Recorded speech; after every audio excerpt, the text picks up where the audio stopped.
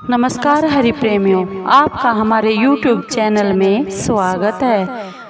सभी दर्शकों को जय माता दी। हरि प्रेमियों, कैसे हैं आप? उम्मीद है आप सब अच्छे होंगे। आइए आज का प्रसंग सुनते हैं। आज का प्रसंग है दुर्गा सप्तशती पाठ अध्याय 4।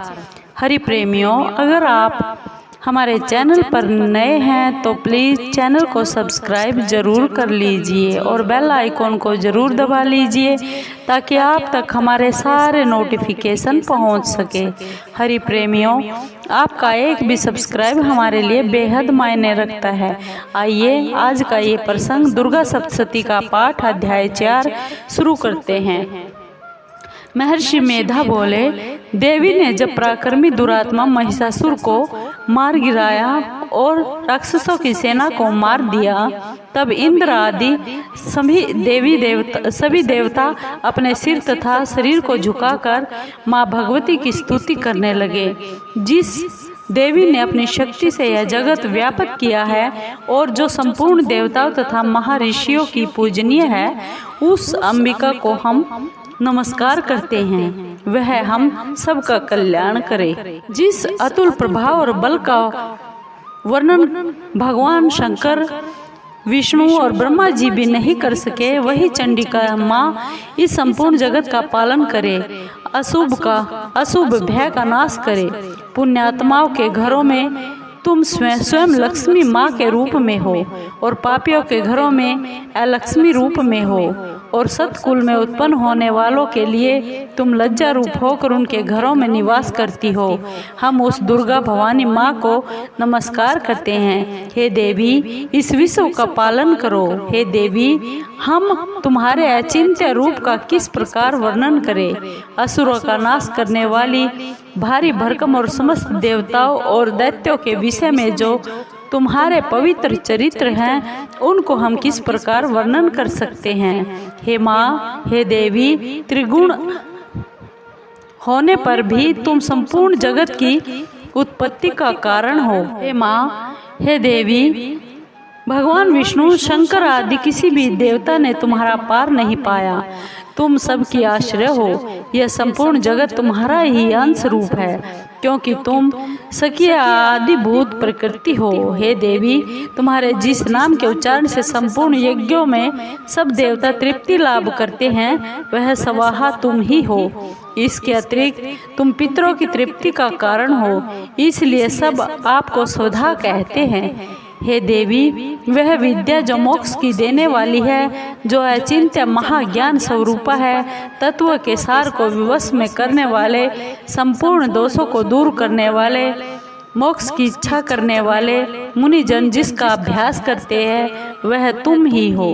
तुम वाणी रूप और दोष रहित ऋग्वेद और यजुर्वेद की एवं उद्गीत और सुंदर पदों के पथ वाले सामवेद की आश्रय रूप हो।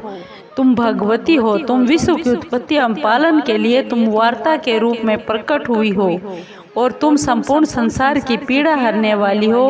हे देवी, जिससे सारे शास्त्रों को जाना जाता है, वह मेघा शक्ति तुम ही हो और दुर्गम भवसागर से पार करने वाली नौका भी तुम ही हो। लक्ष्मी रूप से विष्णु भगवान के हृदय में निवास करने वाली और भगवान महादेव द्वारा सम्मानित गौरी तुम ही हो। मंद मुस्कान वाले निर्मल पूर्ण चंद्रबिंब के समान उत्तम सुवर्ण की मनोहर कांति से कमनीय तुम्हारे मुख को देखकर भी महिषासुर क्रोध में भर गया। यह बड़े हैरानी की बात है कि हे देवी, तुम्हारा यही मुख जब क्रोध से भर गया तो उदय काल के चंद्रमा की भांति लाल हो गया और तनी हुई भौहों के कारण विकराल रूप हो गया। उसे देखकर भी महिषासुर के शीघ्र प्राण नहीं निकल गए। यह बड़े आश्चर्य की बात है। आपके कुपित मुख के दर्शन करके भला कौन जीवित रह सकता है। हे देवी, हे दुर्गे माँ, तुम हमारे कल्याण के लिए प्रसन्न हो। आपके प्रसन्न होने से इस जगत का अभ्युदय होता है और जब आप क्रोधित हो जाती है तो कितने ही कुलों का सर्वनाश हो जाता है। यह हमने अभी जाना है, जब तुमने महिषासुर की बहुत बड़ी सेना को देखते देखते ही मार दिया। हे देवी, सदा अभ्युदय प्रताप देने वाली तुम जिस पर प्रसन्न हो जाती हो वही देश में सम्मानित होते हैं। उनके धन यश की वृद्धि होती है, उनका धर्म कभी स्थिर नहीं होता। उनके यहाँ अधिक पुत्र और पुत्रियाँ और नौकर होते हैं। हे देवी, हे माँ, हे भवानी, तुम्हारी कृपा से ही धर्मात्मा पुरुष प्रतिदिन श्रद्धा पूर्वक यज्ञ करता है और धर्मानुकूल आचरण करता है और उसके प्रभाव से स्वर्ग लोक में जाता है। और क्योंकि तुम तीनों लोकों में मनवांछित फल देने वाली हो, हे माँ, हे दुर्गे, हे भवानी, तुम स्मरण करने पर संपूर्ण जीवों के भय नष्ट कर देती हो और स्थिर चित्तों के द्वारा चिंतन करने पर उन्हें और भी अत्यंत मंगल देती हो।